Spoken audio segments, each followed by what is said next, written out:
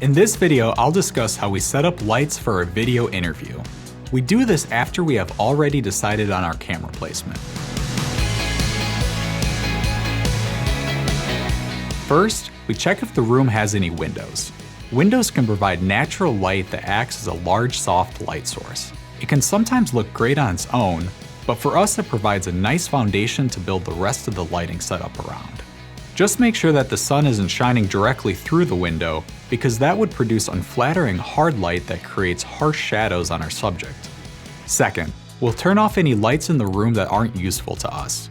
We like to avoid mixing color temperatures on our subject because it can make skin tones look weird. If the overhead lights are a different color temperature than the lights we are using, we usually like to turn them off. Sometimes we keep the overhead lights on because they help us expose the background. Next, we add our key light, which is the primary light source. We like our key lights to provide soft light because it diffuses the shadows and is more flattering on the subject.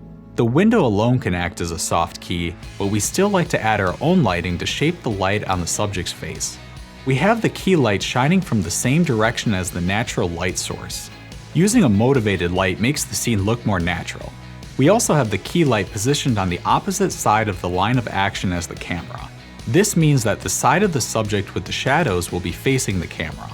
This is known as a far side key and adds more depth to the image. A rule of thumb to achieve this is as long as the interviewer is standing between the key light and the camera, you'll have a far side key.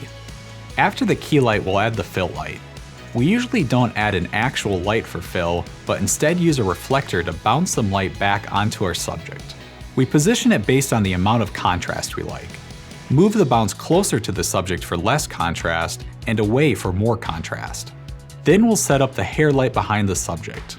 This helps separate the subject from the background. However, don't use a hair light if the subject doesn't have a lot of hair because it can create a shiny spot on their head. Lastly, if needed, we use any additional lights for the background. Sometimes when the subject is exposed properly, the background will be too dark. In these cases, bouncing a light off the wall or ceiling can help brighten up the space to match the subject. If you have any questions about lighting a video interview, leave a comment down below. Thanks for watching.